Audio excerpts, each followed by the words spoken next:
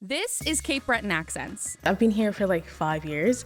It just feels like home away from home. a podcast hosted by CBU President David Dingwall that celebrates the stories and perspectives that make our community so vibrant and unique. Yeah, because it's important that students take part in extracurricular activities. From campus life to global impact, we're excited to share the stories that define Cape Breton University. CBU is family, and you're going to love every minute of it.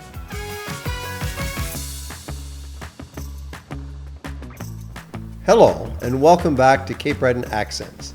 I'm your host, President and Vice Chancellor David Dingwall. On today's special episode, we will be continuing our conversations with Mr. Jack Graham, CBU's third Chancellor. Jack, thank you for joining us again on this beautiful day. Thank you, David. And I suspect I may have gotten too long-winded first time around. We couldn't finish in one sitting. Well, I wouldn't say that. I think you answered the questions fully, Okay. which we appreciated. So now that you've received an honorary degree from CBU way back in 2023, what did this recognition as Chancellor, third Chancellor of the institution mean to you? Look, it's an enormous privilege. It's an enormous privilege, and I try to think of it. You know, the honor of being recognized in this fashion is a wonderful thing. I think we all kind of appreciate when other people recognize that you have something to contribute. But it's really what I'm focused on is the opportunity to serve this institution, to serve the community, because it's such an enormous focus of what Cape Breton University is. So I, on the one hand, say I'm incredibly privileged to have the opportunity, but I'm also honored among the many people that the institution could have chosen to help amplify the message of this great institution. I'm chosen to do that job, and that's wonderful. So you've really come full circle. Student, honorary degree, and now the Chancellor. How does that add up? When I entered my first year of undergraduate studies in 1975, September of 1975, I never would have imagined. I didn't know what my life was going to bring.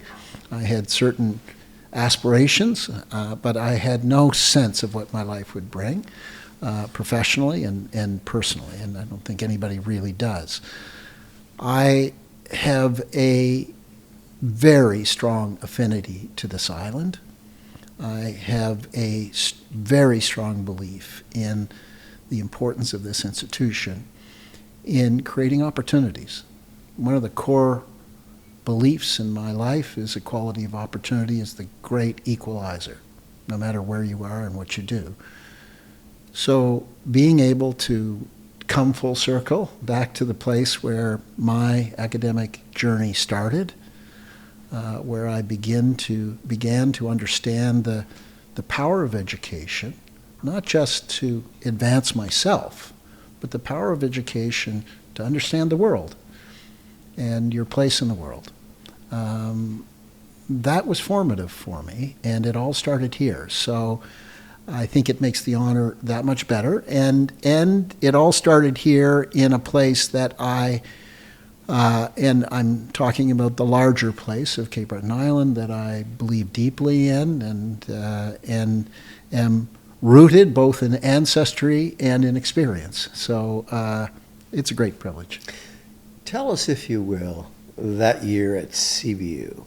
You played hockey? I did play hockey. For my old coach, Bucky Buchanan? Yeah. How was that? It was a great experience, David. First of all, I'd known Bucky because I frankly believe that Bucky changed hockey in Cape Breton because he took a more scientific approach to the game and to teaching the game and so on. So, and I will tell you that when I was in junior high school, they had a career day. And there were only two career day places that I went. One was Bucky speaking, and the second was a lawyer, Hilroy Nathanson, who you would have known. And I've managed to live out both of those dreams and have careers in both sport and and obviously a career in law. So playing for Bucky, I will have to admit that I was a bit preoccupied in my first year of undergrad pursuing my economics degree with Capers hockey. But I also had the wonderful experience to play with people that I went through school together, and also a bunch of players that came back to play, having been out of university for a number of years. And so it was a great experience in both the small college league. We went to the national championships, came second, didn't win it like the group the following year. Oh, you guys paved the way. We paved the way. Made it easy. If it wasn't for, and many of the same players, maybe the getting rid of me and adding my brother and a few others might have been the reason for their success. But it was a wonderful experience, and we won the Cape Breton Senior League that year as well, David, because we played in two leagues. So I remember that, and I played with many of my friends and many of your friends in that group. So it was a great year. Bucky was such a visionary. He was. Think about the development of hockey in this country and to a certain degree in this island. And I paid a lot of attention to the importance of teaching and coaching being more of a science than just simply passing on skills and interests from prior generations. So you would know this, the 1972 Canada-Russia series changed the approach that Canadians took to hockey. Made it more scientific, both in terms of the coaching experience, how you teach skills, and so on. And Bucky was at the vanguard of all this. Bucky led coaches' education for hockey in this, well, to a certain degree in Nova Scotia, but entirely in Cape Breton. He was on the leading edge. So he was a visionary about the advancement of sport and athletics at this university, but particularly in hockey. He looked at it differently. So Bucky was one of my great mentors and heroes. One of the great stories I tell about Bucky Buchanan is that when I became a member of Parliament, he called me and he said, "Look," he said, "do you know Don Arsenault?" And I said, "No, I don't." Well, he said, "He called me and he wants to have a meeting with you." And he said, I told him I would contact you, and if you can come to the university, I'll set up a coffee and whatnot. Right. So he did that. I came to the university and I went into a classroom and we had coffee. And Don Arsenault said to me, he said, "Canada Games, what do you know about it?" I said, "Nothing," which I didn't. Yeah. Well, he said, "Next Saturday in the Cape Breton Post, I'm going to publicize an article on why CBU should set its sights on working with the community to get the Canada Games." So I thought for a moment and I said, well, that's a great idea, because the first Canada Games were in '67. They were in Halifax. They were the summer games. Yes. And now he was talking about a Canada Winter Games. So after the meeting was over, I went back to see Bucky, and Bucky said, "Well, what was that all about?" Well, I said, "I think he's going to publicize an article on the Canada Games," and he was wanting my input. Little did I know that he had already raised the issue with Father Donnie Campbell, at that time the president of the university. Bucky was not in the picture. Yeah. So the article came out, and I guess Bucky's phone was ringing off the wall. Yes, we got to do it. We got to do it. We got to do it. And of course, Bucky Buchanan became the president and CEO of the Canada Games and ran an excellent games. Yeah. But Don Arsenault was the father of that, and Bucky never forgot that. Yeah. And he said it many, many, many times, which I wanted to share with you, because Don was quite a guy himself. He was a great guy. Don, the whole Arsenault family, yeah, were leading Sydney family. He was a great builder of this institution. And I remember him very, very fondly because one of his sons was in the same grade with me. But back to the Canada Games. The Canada Games was about thinking big at this place, not playing for small stakes, playing for big stakes, David. And you played an enormous role in bringing the Canada Games here and building much needed facilities, because as much as the Canada Games is a unifying force in Canada and Canadian sport, but it's also it's the legacy of facilities. As long as those facilities are well looked after in places like universities, it's the legacy of facilities that helps to build both physical and volunteer infrastructure for sport. So that was a big move. Maybe we should have those Canada Games back to Cape Breton at some point. Well, now that you mention it, there is a small committee that is looking at hosting the summer games, and we've made some maneuvers as it relates to doing that. But tell me about tennis. You've always had an attachment to tennis. The Cromarty courts in Sydney were a big part of your life, and thereafter you just excelled in tennis management, and leadership. Tell us about that.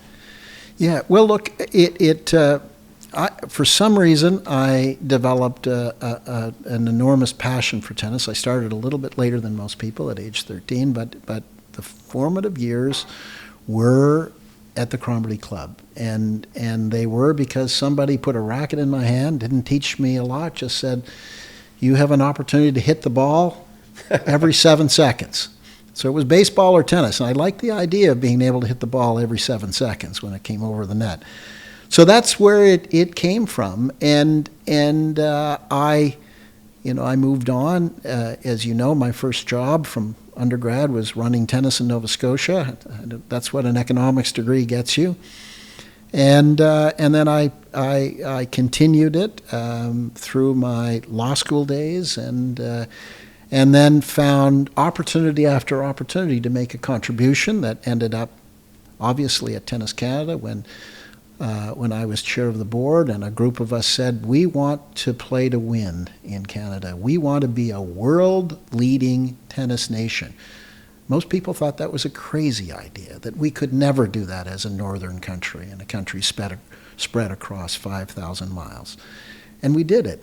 And we did it because we had a strategy, and we had tons of ambition, and we had good people to support the strategy. So it's been my journey in tennis has been incredibly gratifying, and my now almost 17 years serving on the world body of running tennis has been incredibly gratifying. I've learned a lot about sport. I've learned a lot about politics, having been elected to this board on 6 separate occasions, but it's the position that sport is in the world, and about governance of sport, and how sport is one of the key unifying elements in our planet right now, if done well. And it's complicated, but I've had a front seat, and I've been an active participant in both the development of sport and in the governance of sport, and that's incredibly gratifying. Because, and I said this to you, I met with people in your athletics department today, and it's my firm view that when sport is done well, it's one of the great developers of people. Because when you're doing sport, you're in the people business. You're in the people development business. And the same thing applies whether you're in sport in Cape Breton, or in New York City, or in Shanghai, or in Rome, in all of these places. So tell me, this historical items that you're sharing with me, can you envisage those of us at CBU doing something in the field of tennis? And I ask this question for a particular reason. I think there's a health component to tennis. I think there is a component that it doesn't have age limits. After 14, you got to hang up the racket. You don't do that in tennis. And there's a certain professionalism and etiquette that is associated with tennis. Yeah. And I'd like to see that as a president. I'd like to see us explore some of that as it relates to CBU now and in the future. David, interesting you mention it. In 1979, I had a meeting here in this place with a group of people trying to convince them to have a center for, at that time, industrial Cape Breton. And it didn't work out. It's not over yet. The pitch for tennis is an easy one.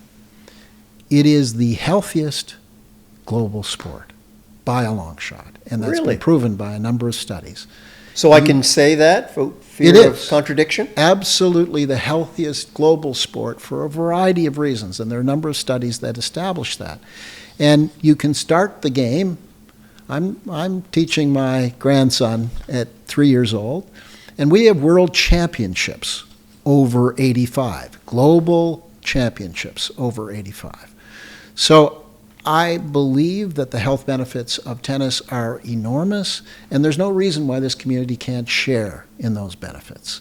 When I was running tennis in Nova Scotia, one of the proudest parts of all of my time in tennis is that I and others developed provincial champions from all around this island, from Port Hawkesbury, from Burdor, from Sydney River, from East Bay, from Lewisdale. We had provincial champions from all of these places, from small little facilities, and from, obviously, the Cromarty Tennis Club. But it's now an indoor game. I think that there needs to be a year-round facility that provides a focal point and the ability to grow the sport. And there's nowhere better suited to that than CBU because of the existing sport infrastructure. So what's the governance model? The governance model can be a couple of different things. It's a partnership between the university and Tennis Nova Scotia. That's fundamentally what the governance model is, where Tennis Nova Scotia supports you and helps to run the facility, and the university also supports. So the most unique governance model for indoor tennis in all of Canada is something that I created in Halifax, in Bedford, where we created a not-for-profit. We blended it into the operations of Tennis Nova Scotia. The asset is owned by the not-for-profit, and we allow the provincial sporting organization to run it. We can do something like that here, where the provincial sporting organization provides its expertise for programming, for instruction, for community outreach, but the asset here would be owned by Cape Breton University on your land, tied into your existing sport infrastructure. And so I think that would be a wonderful partnership. We also, by the way, in our facility, our 18-court facility in Bedford, we also partner with other sports. We do multi-sport. We partner with pickleball. Is that coming in leaps and bounds, pickleball? Pickleball is a very popular sport, and I believe in peaceful coexistence with pickleball. It's a great sport. It's a social sport. It gets people moving. And last weekend, we had the provincial pickleball championships at our facility in Bedford, and we've had the national pickleball championships there. So I believe that any sport that gets people active and out there is beneficial to them in their aging years. And you looked at me when you said that. Well, not so much you, David, but I think you would be, I've seen you play hockey. I think you'd be, and golf. I think you'd be a great tennis player. Anyway, final question. Yes. So what excites you most about being the Chancellor at Cape Breton University as we move forward in the remaining part of 2026 and on for several years? David, the first and most important thing is I believe in the mission. I believe that the connection to community, the connection to building opportunity for people in this community and beyond is extremely exciting, firstly. Secondly, this is a very ambitious institution. What you and your colleagues have accomplished here in the last several years is extraordinary. It means that there is a great sense of purpose in advancing the institution. So it's an institution that values excellence, that is ambitious, that is completely connected to community, and all the things that education should be doing. So all of that aligns perfectly with my values, with the things that I think are important, and both for community and for people. So it couldn't have come at a better time for me, frankly. And I guess the last thing is, I have a deep love for Cape Breton, for its people, for its incredible geography, for its history, for its music, for its culture. And all of those things are amplified no better in any way than through this institution. So, gosh, what an opportunity. Who wouldn't sign up for that? Well, thank you very much. You've just heard from the new Chancellor of Cape Breton University, the third Chancellor of Cape Breton University, Jack Graham. So, Jack, thank you so much for joining us today on the podcast. We will be airing this very shortly so that the community and beyond can hear your wise words, and we look forward to a great tenure as Chancellor of Cape Breton University. Thank you so much. Thank you, David, and thank you to the university for the opportunity. Great. Thank you.